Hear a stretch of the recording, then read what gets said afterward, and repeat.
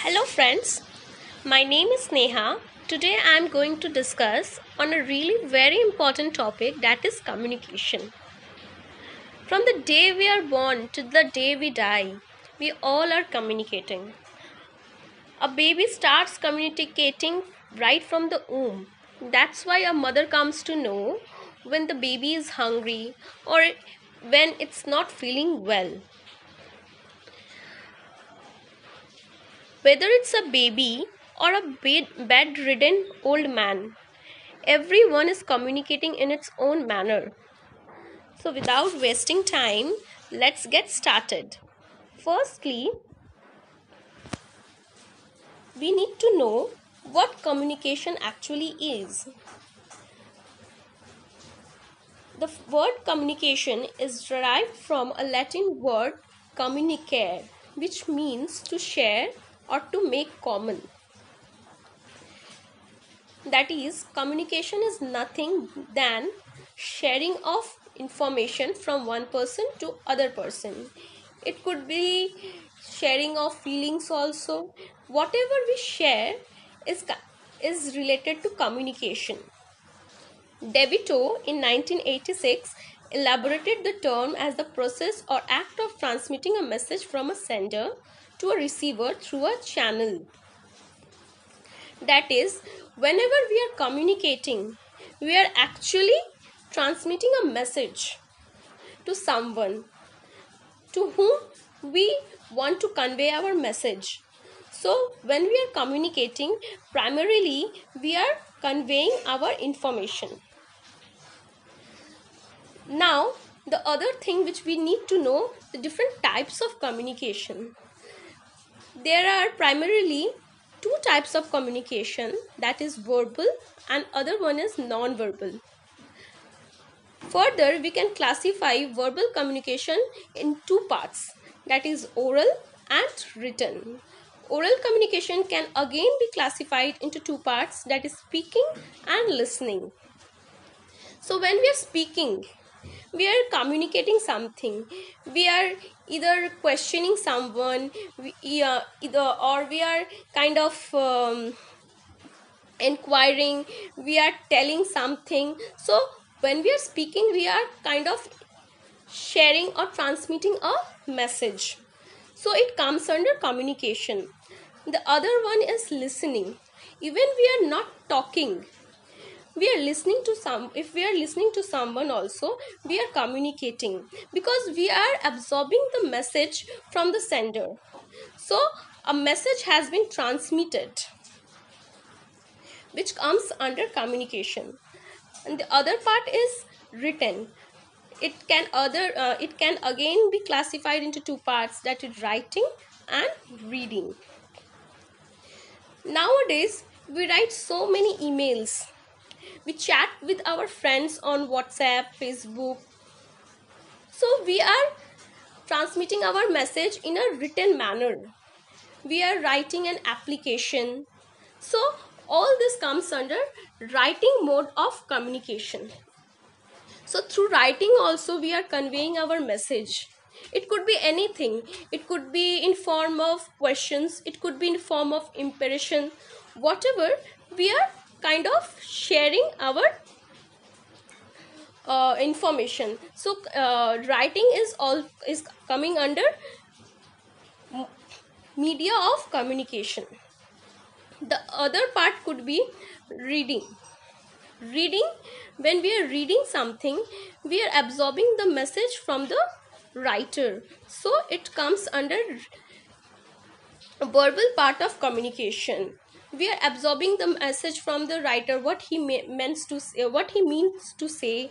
So we are absorbing what a poet or a writer is meaning to say. And the other than that also, we are reading newspapers, we are getting information what is happening worldwide.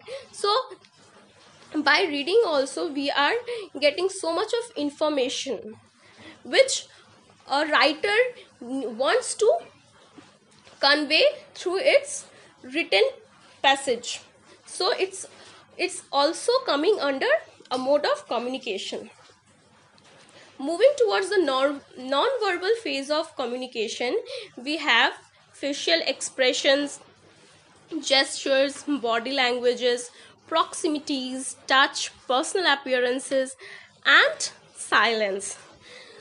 So the question can come to mind, how through facial expression one can communicate? Human face is very much expressive. We can express so many things even without saying a word. One can easily know if the person is happy or sad, angry or surprised or disgusted just by expressions. And the expressions are universal. Even from the expression of animals also we can make sense what he is up to. Next thing is gestures. Gesture includes movements of hands, face, or other parts of the body. While counting, we indicate our fingers, like we count in the manner 1, 2, 3. So, we are communicating. We move our hand left or right to indicate direction. It's also a kind of gesture through which we are sending an information where we meant to say. Either it could be left or right. So it also comes under a mode of communication. Proximities. It involves the physical closeness between people when communication. Being physically close to someone may be reassuring or may be seen as accepting the person. Then by touch also we can communicate. By touch one can communicate, like our elders gives us blessings. They simply touch our forehead.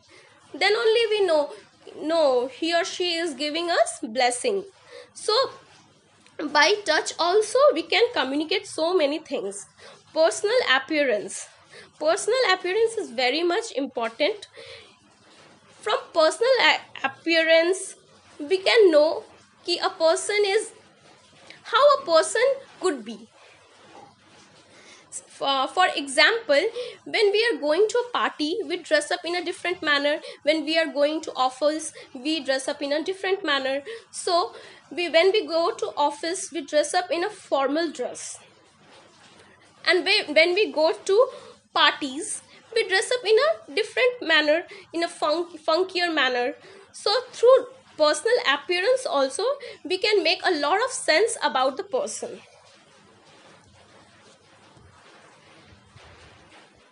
Moving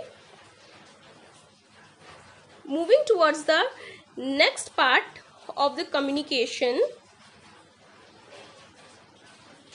that is the components of communication. For communication we at least need two persons, a source and a receiver, that is a sender or a receiver. Sender easily encodes a message through a channel and the receiver decodes that message. After receiving the message, receiver again encodes the message through a channel and sends it back to sender as a reply. This is the normal pathway, or this is the normal pathway of communication. So why do we need to communicate? There are different reasons why we need to communicate. The first and foremost could be to maintain a relationship. To form and maintain a relationship, we need to have an effective communication. If we can't communicate properly, there could be unnecessary misunderstandings in a relationship. To maintain a proper and a healthy relationship, we need to have a very good communication skill. The other one could be give, receive, exchange information. To give information or even extract information, communication is a must. And the third one is persuade and influence. Nowadays there are so many influencers or motivational speakers. So even to influence someone, Strong communication is very much needed. Until and unless an influencer will have a strong communication skill, he could not influence so many people. People won't listen to him. So for having to influence someone, one must have very strong communication skill. The other one is alleviate anxiety and distress.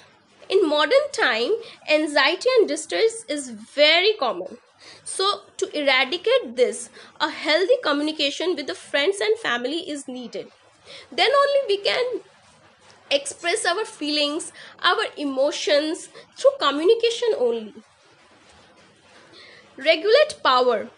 A person with a poor communication skill can never be confident enough. So to be confident or to feel powerful, one must have a good communication skill. Then facilitate further contact also. We must have a very good communication skill. Nowadays we meet so many people randomly, but keeping contact is very commendable skill. We never know when and how a person can get useful to us. Without an attractive communication skill, it is difficult to keep contacts.